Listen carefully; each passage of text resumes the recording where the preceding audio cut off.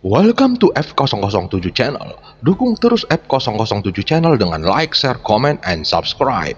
Melanjutkan cerita berikutnya dari Battle Through the Heavens.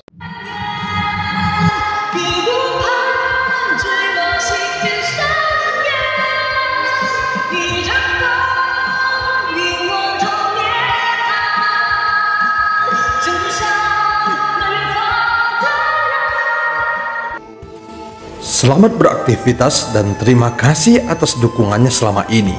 Semoga semua sobat F007 selalu diberikan kesehatan dan rezeki yang berlimpah. Amin ya robbal alamin. Pada part sebelumnya, setelah memasuki gerbang kuno, Xiaoyan dan yang lainnya disergap oleh sosok berjubah putih. Namun Xiaoyan dengan mudah berhasil membunuhnya. Saat mencari informasi di jiwanya, dia menemukan bahwa auranya sama persis dengan jiwa Cimi yang mengikutinya. Sehingga ekspresi Xiaoyan berubah menjadi sangat serius. Sebelumnya, begitu memasuki gerbang kuno ini, Zhonggu tiba-tiba menghadapi serangan misterius. Jika bukan karena peringatan dari kekuatan jiwa Xiaoyan, mungkin Zhonggu belum menyadarinya. Zhonggu segera mengepalkan tangannya dan slip batu giok muncul di telapak tangannya. Pada saat pertama kali dia mengeluarkannya, Zhonggu langsung menyerahkan slip batu giok ini kepada Xiaoyan. Jika mereka berada di luar dunia ini dan dilihat banyak orang, maka Zhonggu harus memainkan perannya. Namun di sini Zhonggu sadar siapa bos yang sebenarnya. Tentu saja Long Biao terkejut melihat perubahan situasi ini.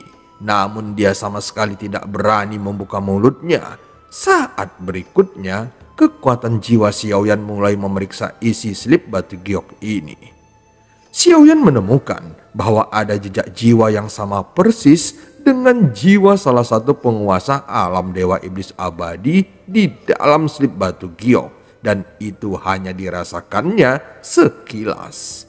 Pada saat yang bersamaan, terlihat sebuah kompas terbang bercahaya biru yang berada di luar gerbang kuno.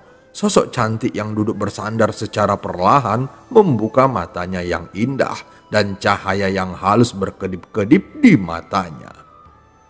Benar saja, hanya saja siapa sebenarnya dirimu? Sosok cantik ini bergumam pelan. Meskipun penampilannya tak tertandingi, namun aura yang dipancarkan antara alisnya sangat jarang terjadi. Tanpa ada tanda-tanda yang terlihat, cahaya emas dari kehampaan kembali menyinari ke arah kompas terbang. Dan dalam sekejap mata, cahaya keemasan muncul di tubuhnya. Dan akhirnya, Yuyan berhasil memasuki gerbang kuno. Wei Feng dan Lin Ya saling bertukar pandang. Mereka tidak menyangka Yuyan akan memasuki gerbang kuno. Keduanya tidak berniat untuk masuk ke dalamnya. Tidak ada yang tahu apa yang ada di dalam gerbang kuno. Mereka hanya tahu bahwa jika masuk ke dalamnya, maka tidak akan mudah untuk keluar. Dan hanya sedikit orang yang bisa keluar dengan selamat. Meskipun itu bukan tempat yang berbahaya bagi mereka, namun keduanya tidak ingin mengambil resiko. Selain itu, mereka tidak memiliki alasan yang kuat untuk memasukinya. Jadi satu-satunya pilihan adalah tetap menjaga di pintu masuk. Sementara itu di dalam gerbang kuno, Xiaoyan terus memegang slip batu giok di tangannya dan dia tampak menghela napas panjang. Dia menyadari ada sesuatu yang aneh. Meskipun napas jiwa menghilang dalam sekejap, namun pancaran jiwa ini masih bisa ditangkap oleh Xiaoyan. Sebelumnya, Yuyan tidak menunjukkan keraguan apapun padaku. Dan bahkan Wei Feng yang lebih terlihat mencurigaiku. Jika semua ini adalah konspirasi, maka yang paling memungkinkan adalah Yuyan. Namun aura jiwa ini tidak mencoba mengunci posisiku. Dan bisa dianggap hanya sebagai pengunci slip batu giok ini. Hanya saja kami telah salah perhitungan. Seharusnya Zhonggu lah yang membuka pembatas slip batu giok ini. namun aku telah melakukannya dan aku mungkin tidak dapat menyembunyikan identitasku lagi. Xiaoyan menarik nafas dingin ketika memikirkan hal ini.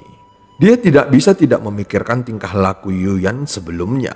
Tentu saja kecurigaan Yuyan yang paling besar ada pada dirinya. Jika Yuyan sengaja melakukan ini, maka dia sebenarnya sudah bisa melihat keanehan pada Xiaoyan sejak di aula budak Dewa Suro.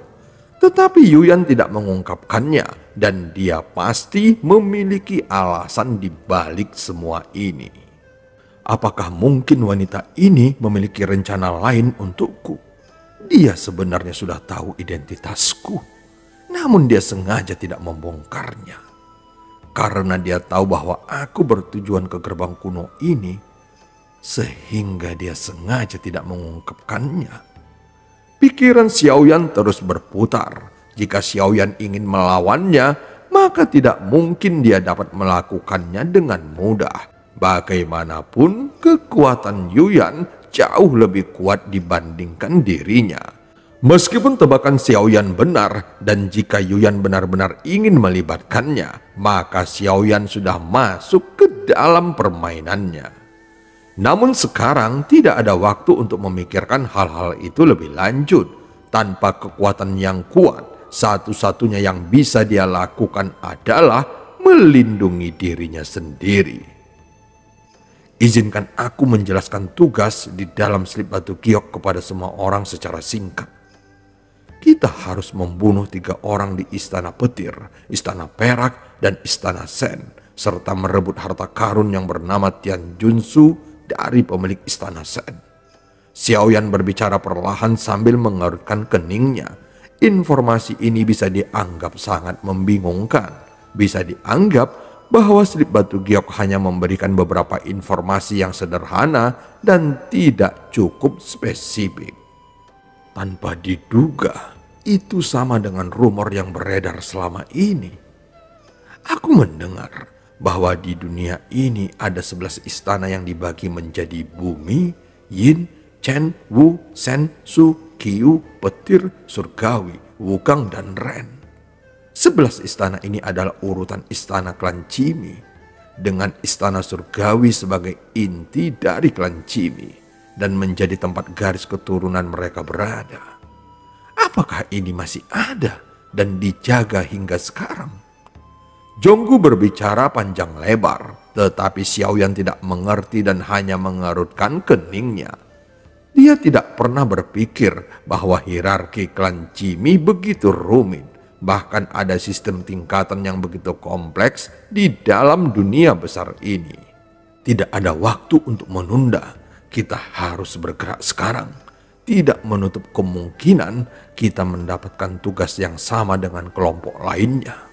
Xiaoyan menatap ke kejauhan dan segera berkata, mereka bertiga hanya mengangguk dan tidak menolak pengaturan Xiaoyan. Sekarang kita tidak punya peta. Bagaimana kita harus memilih arah yang akan dituju? Tiba-tiba Long Biao membuka mulutnya dan berkata dengan nada suara yang rendah. Mendengar kata-katanya, Jin Dongming langsung bergegas mendekati mayat pria berjubah putih lalu mencari-cari sesuatu di tubuhnya.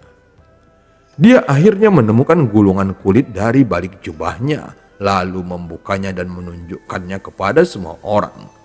Meskipun tidak terlalu jelas, namun yang pasti ini adalah sebuah peta. Xiaoyan sebelumnya hanya mencari di cincin penyimpanannya dan Xiaoyan kaget saat melihat gulungan kulit yang dibawa oleh Jin Dongming. Sepertinya cara berpikir klan Cimi benar-benar tidak bisa dipahami dengan logika konvensional. Umumnya, barang-barang berharga akan disimpan di dalam cincin penyimpanan. Tetapi orang ini justru bertindak sebaliknya. Dengan sembrono menyimpannya di dalam jubah bajunya.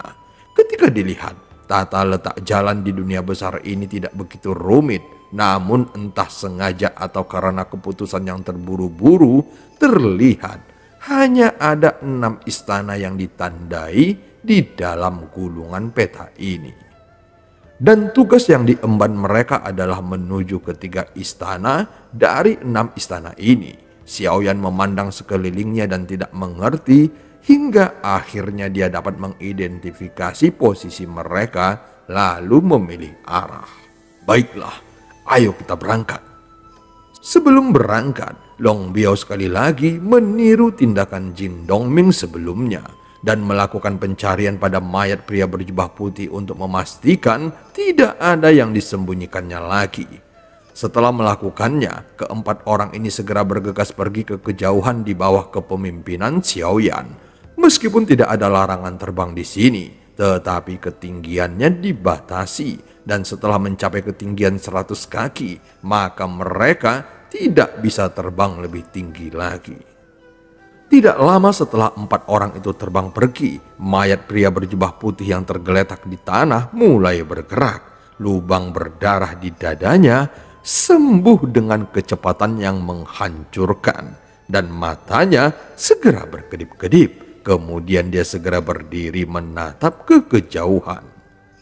Jika Xiaoyan melihat adegan ini, dia pasti akan terkejut. Meskipun dia tidak dihancurkan Xiaoyan menjadi abu, namun jiwanya sudah hancur dan tidak ada kemungkinan untuknya bisa hidup kembali. Namun faktanya, sosok pria berjubah putih ini bisa hidup kembali dan petak kulit yang awalnya diambil oleh Xiaoyan kembali ke tangannya lagi dan disimpan ke dalam jubahnya. Setelah itu, dia diam di tempat yang sunyi, seolah-olah sedang menunggu 4 pelangi panjang yang melesat ke kejauhan. Mereka berempat segera mengangkat pandangannya ketika angin yang kencang berhembus dan dengan cepat keempat orang itu melayang di tengah udara lalu memandang ke lembah di bawah mereka. Terlihat di dalam lembah ada sebuah istana yang besar. Meskipun arsitekturnya terlihat megah, namun itu sudah kusam dan berdebu. Istana ini tampak seperti fatamorgana di tengah gurun pasir. Long Biao menyilangkan tangannya dan berkata sambil berpikir. Xiaoyan hanya merenung dan merasakan hal yang sama.